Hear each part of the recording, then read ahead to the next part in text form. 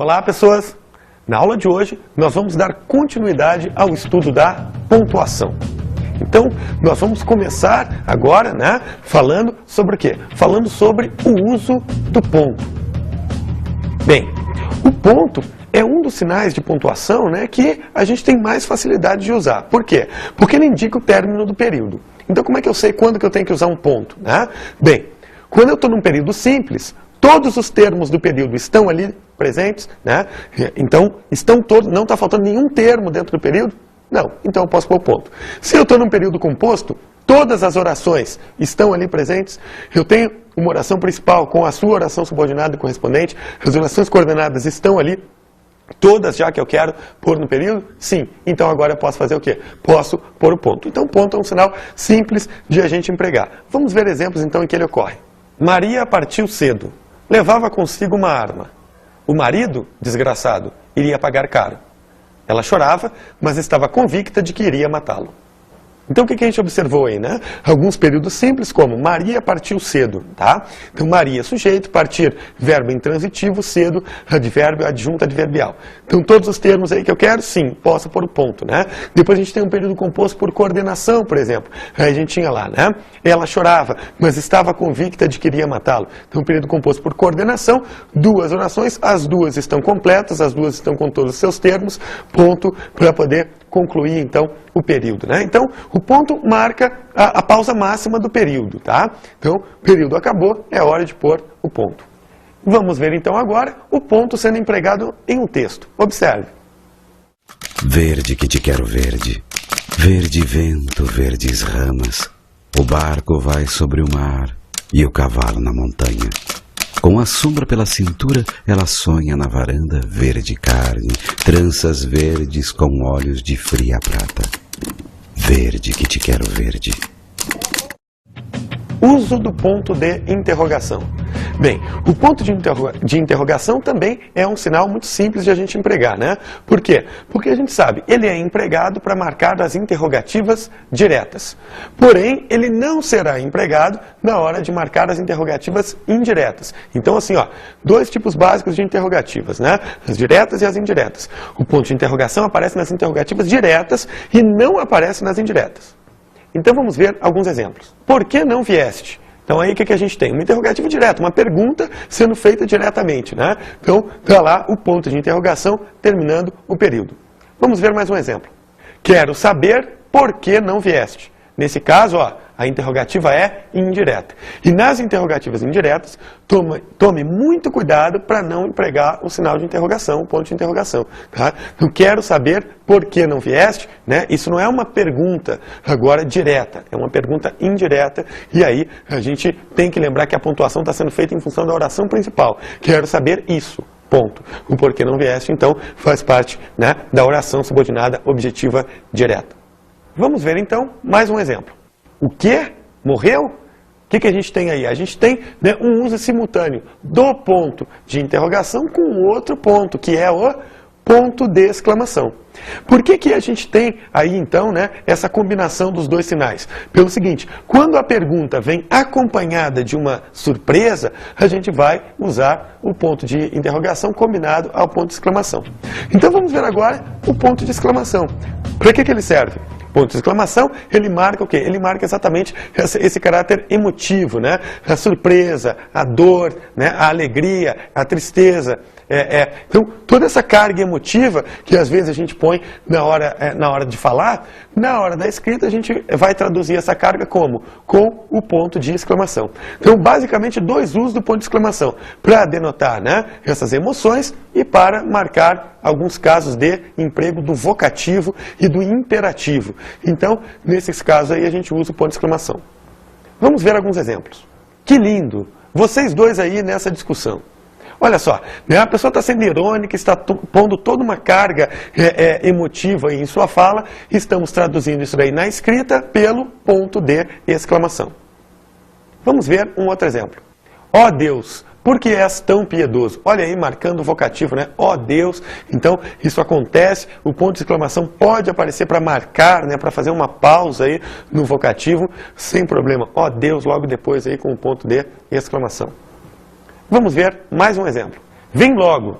Só estamos esperando por ti. Olha só, nesse caso aí, né, o ponto de exclamação sendo empregado para marcar o imperativo, por exemplo, vem logo, né, e a carga emotiva que carrega, né, que sempre o imperativo vai carregar.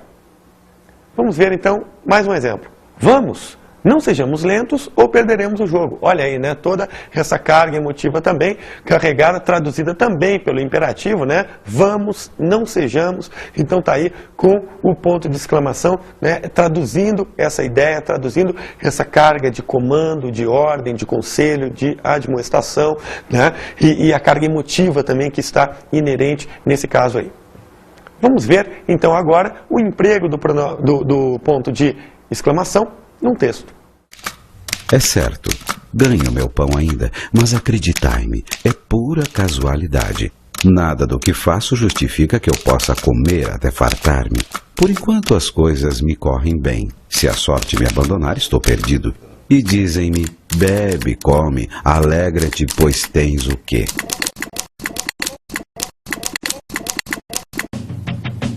Uso do ponto e vírgula. O ponto e vírgula é um sinal de pontuação bastante importante, né? Ele é bem interessante que a gente aprenda a empregá-lo corretamente. Ele vai indicar aquela pausa que a gente diz que é uma pausa intermediária entre a vírgula e o ponto. Mas o que quer dizer pausa intermediária entre a vírgula e o ponto? Bem, na realidade, o ponto e vírgula será empregado nos casos em que a gente precisa usar uma vírgula, mas a vírgula já está sendo empregada dentro daquele período, por exemplo. E a gente precisa fazer uma pausa um pouco maior, né, para separar melhor as ideias. Então aí o ponto e vírgula entra. Tá? Então, assim, ó, esse é um dos casos de uso do ponto e vírgula. Vamos ver um exemplo. Vim de carro, ele de ônibus. Observe o que acontece aí, né? Observe que eu tenho duas orações, tá? Vim de carro a primeira oração, ele de ônibus a segunda. Ah, mas cadê o verbo da segunda? O verbo da segunda está elíptico. Ele veio de ônibus, né? Então a gente tem um verbo elíptico na segunda oração. Observe também que essa elipse do verbo acabou fazendo com que a gente substituísse o verbo pela vírgula. Ele, vírgula, de ônibus. Bem, então a gente tem essas duas orações, ambas têm mais ou menos o mesmo tamanho.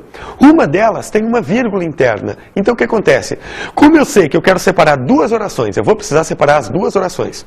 E uma delas já tem uma vírgula, é melhor o quê? É melhor eu separar as duas pelo ponto e vírgula. Porque nesse caso fica mais claro o que eu estou querendo separar. A primeira oração da segunda, só que a segunda tem uma vírgula interna, isso fica muito mais fácil de visualizar, então a leitura fica mais fácil, né? O leitor visualmente já sabe o que está acontecendo no texto, já sabe o que está separado, relacionado com o que, então isso facilita um pouco a leitura. Então o ponto e vírgula serve bastante para a gente usar esses casos, separar duas orações, se uma delas já tem vírgula, aí a gente põe esse ponto e vírgula aí, orações coordenadas, diga-se, tá? Vamos ver um outro exemplo de uso do ponto e vírgula. Ele quer convencê-la a fazer isso, mas, por não confiar nele, você não o ouvirá. Observe o seguinte, ele quer convencê-la, primeira oração, né? Mas, aí o que a gente observa aí? Essas duas orações são coordenadas entre si. Então tem uma oração coordenada assindética e depois uma oração coordenada assindética adversativa. Mas, você não o ouvirá. Agora, observe que no meio dessa oração adversativa, eu introduzi o quê? Uma oração adverbial causal reduzida. Por não confiar nele. Então, pelo fato de eu ter uma coordenação de duas orações e uma delas já ter vírgula interna e ali próxima até a conjunção, né? Olha como é que ficaria se a gente pusesse a vírgula nesse caso aí, né? A gente teria o quê? Ah, ele quer convencê-la, vírgula, mas vírgula, por não confiar nele, vírgula. Quer dizer, ficaria um excesso de vírgula. É melhor a gente separar as coisas que tem a ver, né? Então ele quer convencê-la a fazer isso, ponto e vírgula, para separar a coordenação. E aí a vírgula está aparecendo agora apenas para separar a subordinação, já que eu não poderia utilizar o ponto e vírgula para separar a subordinação. Vamos ver um outro exemplo. Não podia chorar, era um lutador. Tinha coragem demais para entregar-me às lágrimas. Observe o seguinte, nesse caso aí eu tenho três orações coordenadas assindéticas, né? E estou empregando o ponto e vírgula simplesmente para o quê? Para indicar uma pausa maior. Ah, tá, então poderia pôr a vírgula nesse caso? Poderia pôr a vírgula sem problema nenhum. Agora, quando você põe um ponto e vírgula, você quer enfatizar, dar maior ênfase à coordenação. Então é isso que acontece. Usando a vírgula aí, você vai ter a coordenação do mesmo jeito. Agora, com o ponto e vírgula, as pausas entre as orações coordenadas ficam mais acentuadas, e isso enfatiza a coordenação. Vamos ver um outro exemplo. Não quis dizer-lhe nada. O homem estava nervoso demais. O que a gente tem aí? O mesmo caso, né? O ponto e vírgula sendo usado para separar duas orações que são coordenadas assindéticas. E essas orações aí, né, poderiam ter sido separadas pela vírgula sem problema nenhum, só que o ponto e vírgula reforça a coordenação. Vamos ver agora o uso do sinal de pontuação num texto. Veja. Há 3 motivos principais pelos quais esta guerra aconteceu. As disputas colonialistas entre as superpotências que necessitavam de mercados exportadores de matérias-primas e importadores de capital e de produtos industrializados. Os nacionalismos exaltados e a corrida armamentista que se deu durante a primeira metade da década de 10. O que a gente observou aí, né? A gente tinha uma enumeração, há 3 motivos, 2 pontos. Aí começa agora a listar os 3 motivos. Como um desses motivos já é grande, já é extenso e já tem vírgula interna, vou separar os elementos da enumeração pelo ponto e vírgula. Então isso dá uma maior clareza. Ó. Há 3 motivos. Primeiro, ponto e vírgula. O segundo, que tem vírgula dentro, ponto e vírgula. E o terceiro. Tá? Então isso facilita para a gente visualizar o que é cada um dos motivos sobre os quais a gente está falando. Vamos ver então mais exemplos de emprego do ponto e vírgula. O governo anunciou que não haverá aumento de preço para a gasolina. Deve-se, porém, ficar atento. Olha o que acontece aí, né? A gente deslocou a conjunção porém, em vez de ela iniciar a oração, né? Para a gasolina, vírgula. Porém, deve-se ficar atento. Em vez de iniciar a oração, a conjunção aparece deslocada. Deve-se, porém, ficar atento. Se ela aparece deslocada, vírgula para isolá-la, né? Deve-se, vírgula, porém, vírgula. Bem, aí o que acontece? Para separar as duas orações coordenadas, ponto e vírgula entre elas. Então, o governo anunciou que não haverá aumento de preço para a gasolina, ponto e vírgula. Deve-se, vírgula, porém, vírgula, ficar atento. Aí a gente tem uma separação, então, melhor das ideias dentro desse texto. Vamos ver, então, um outro exemplo. O dever é seu. Portanto, façam. Então, o que eu tenho? O dever é seu, vírgula. Portanto, façam. Eu tenho aí a vírgula separando as duas orações, a coordenada assindética da assindética conclusiva. Né? Agora, vamos dar uma olhada num outro exemplo. O dever é seu. Portanto, façam. Agora, o que aconteceu? A gente, em vez de usar a vírgula, usamos o quê? Usamos aí o ponto e vírgula. O que acontece nesse caso, então, né? Bem, a pausa fica maior e isso reforça a coordenação. Então, ponto e vírgula sendo empregado ele pode ser empregado para separar orações coordenadas, principalmente, né, as adversativas e as conclusivas, tá? E nesse caso, o que vai acontecer? Ele vai dar ênfase maior, né? Ele vai enfatizar o valor da coordenação, ele enfatiza ainda mais a coordenação. Vamos ver um outro exemplo. O dever é seu. Faça-o, portanto. O que aconteceu agora? Deslocamento da conjunção conclusiva. Então, ela foi ali, né, para depois de um termo da oração conclusiva. Então, faça-o, vírgula, portanto. O portanto deve vir isolado porque veio deslocado. Então, o que acontece nesse caso? Vamos separar as duas orações pelo ponto e vírgula, né? Para ficar mais nítida essa questão da separação. Ó, o ponto e vírgula está separando duas orações, uma sindética e outra sindética conclusiva. E a vírgula está o quê? Isolando a conjunção coordenativa conclusiva. Vamos ver então agora um outro sinal de pontuação. Vamos ver o uso dos 2 pontos. Bem, os 2 pontos, sinal de pontuação também, né, que a gente, de certa maneira, não tem muito problema em usar, mas ele deve ser, a gente deve ampliar um pouco essa questão de como que a gente deve empregá-lo, né? Devemos empregá-lo em mais situações. Vamos ver então um primeiro exemplo. Chegou cansada, olhou para todos e perguntou: quem são vocês? Olha aqui, né, quando eu digo... olhou para todos e perguntou 2 pontos. Por que esses 2 pontos estão aí? Porque eles vão introduzir a fala em discurso direto, né? Perguntou 2 pontos, agora entra a personagem falando. Então, quem são vocês? Tá? Então, os 2 pontos eles servem para indicar que vai haver discurso direto dentro do texto. Vamos ver um outro caso agora de uso dos 2 pontos. Ali estavam presentes todos. O governador, a primeira-dama, o deputado e até um senador corrupto. Perceberam o que acontece aí? Os 2 pontos estão introduzindo o quê? Uma enumeração. Ali estavam presentes todos. 2 pontos. Agora eu vou enumerar. Quem são esses todos, né? Que pessoas são essas? Como eu vou iniciar uma enumeração, os 2 pontos introduzem sempre uma enumeração.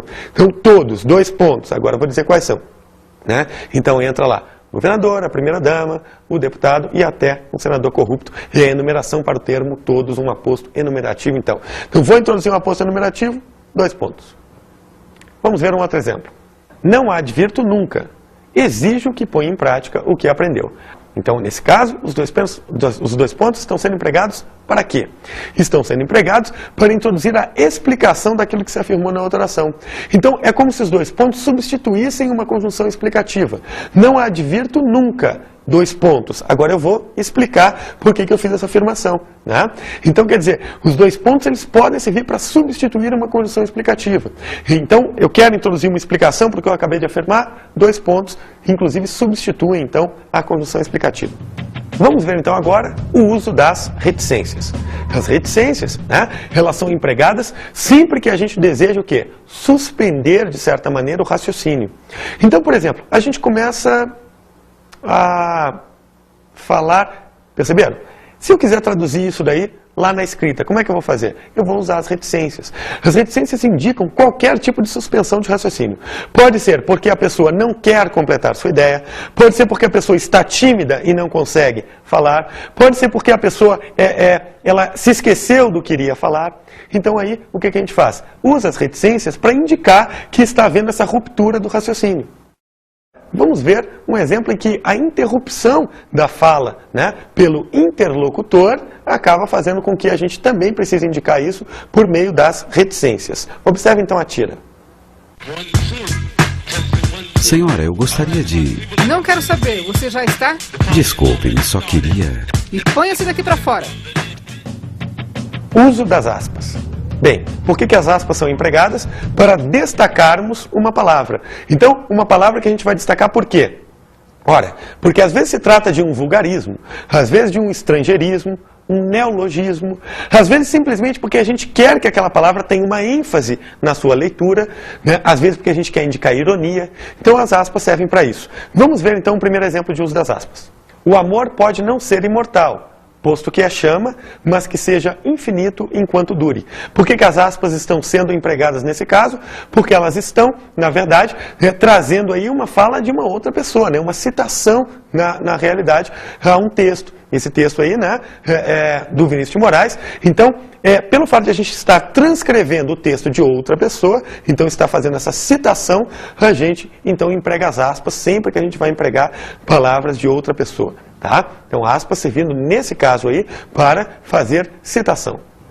Vamos ver um outro exemplo de uso das aspas. Chegou à lanchonete e pediu um hot dog. Olha, por que está sendo empregada, por que as aspas estão sendo empregadas nesse caso aí? Para indicar exatamente um estrangeirismo, beleza? Então é claro que esse estrangeirismo aí, ele tem correspondente em português, né? Cachorro quente. Então não seria um vício de linguagem? Bem, no caso, a pessoa pode ter entrado na lanchonete e ter pedido exatamente isso, um hot dog. E eu vou ser fiel a esse pedido e vou manter essa palavra lá, né, entre aspas aí, porque se trata de um estrangeirismo. Vamos ver um outro exemplo. O pai dizia que a filha confusionava todo mundo que a ouvisse dando explicações. Então, quer dizer, por que as aspas estão aí empregadas? Para marcar um neologismo, né? Então, a filha confusionava todo mundo. Quer dizer, claro que esse neologismo está sendo empregado porque provavelmente aí o pai dizia dessa maneira, né? Que a filha confusionava, ou seja, deixava todo mundo confuso. E aí, então, para marcar esse neologismo, as aspas são importantes, elas dão essa ênfase, né? Elas mostram para a gente que essa palavra ganha um destaque dentro do texto. Vamos ver mais um exemplo. A palavra república é proveniente do latim. Olhem as aspas destacando a palavra república. Por quê? Porque estamos falando sobre ela, né? Estamos falando sobre a palavra república. E aí, para destacá-la, né? Para darmos uma ênfase maior na leitura dessa palavra, estamos pondo, então, as aspas. Mais um exemplo. Ela era um anjinho. Só não deixou vovó louca porque ela já estava, né? Então o que a gente tem aí? Ó? Olha a palavra anjinho sendo empregada em toda a sua carga irônica, né? Então as aspas servem sim para a gente indicar também ironia. Agora toma muito cuidado para não usar indiscriminadamente as aspas, tá bom? Então às vezes a pessoa está falando e aí de repente ela começa a falar sobre pessoas, e põe aspas em pessoas, né? Quer dizer, sem motivo algum. Então, toma muito cuidado para não usar as aspas assim de uma maneira exagerada e sem ter uma razão específica para fazer isso. Vamos então agora a um outro exemplo. Já leste Dom Casmurro e Vidas Secas?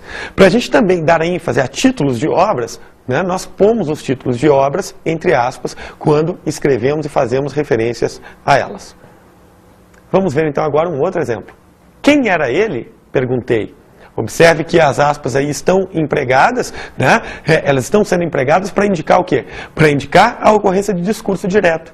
Então, a gente poderia também usar o travessão nesse caso aí, né? Separando fala do narrador da fala da personagem. As aspas também podem ser empregadas para indicar, então, discurso. Tá bom? Então a personagem está falando, tudo que ela fala vamos pôr entre aspas. Isso seria, então, mais uma possibilidade aí de uso para as aspas. Vamos ver então agora um outro sinal de pontuação. Vamos ver o uso dos parênteses. Ele então saiu de casa, embora não devesse ter feito, para procurar sua amada. Né? Então o que a gente tem aí? Ó? Embora não devesse ter feito, é uma nota sobre aquilo que eu estou escrevendo. Né? Porque na verdade o que eu estou narrando aí é que ele saiu de casa para procurar a namorada. Tá? E aí a minha nota sobre aquilo que eu estou narrando é embora não devesse ter feito. Aí é uma opinião minha a respeito da coisa que eu estou contando. E aí então eu posso marcar isso entre parênteses. Né? Posso pôr essa minha nota sobre o que eu estou afirmando entre parênteses. Vamos ver então agora outro sinal de pontuação. Vamos ver, uso do travessão. O travessão ele pode ser empregado com diversas finalidades. Tá? Uma delas, por exemplo, né, algumas delas são as mesmas dos parênteses. Então, os travessões sempre substituem os parênteses nos casos que a gente acabou de comentar. Vamos ver um exemplo de uso dos travessões. O que você quer que eu faça? Ela perguntou. Não vê que eu estou doente e não posso me levantar daqui? Então, olha lá, por que o travessão está sendo empregado aí? Para introduzir discurso direto, para interromper o discurso da personagem, né, no segundo caso, e no terceiro caso, para retomar a fala da personagem.